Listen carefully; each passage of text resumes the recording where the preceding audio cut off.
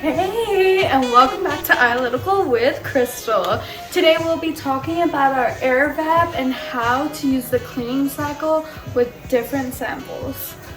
Cleaning is very important to remember when running your air vap because it will prevent cross-contamination and avoid clogging the valve, which both cause biased results. Toluene is good while rinsing. Do not use acetone.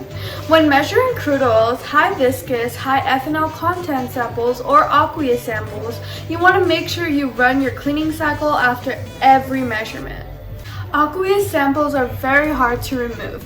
You will start to see a change in your results, and our partners Eralytics has recommended to rinse with ethanol or isopropyl on your 3 to 5 rinse cycle. High viscous samples, use the vacuum pump with this test, and you want to make sure you are not going to run another high viscous sample within 10 minutes, or it's mandatory that you run another cleaning cycle. New air vaps will notify you with a warning sign. Our air vap has 2 ways of running the cleaning cycle: manual and automatic.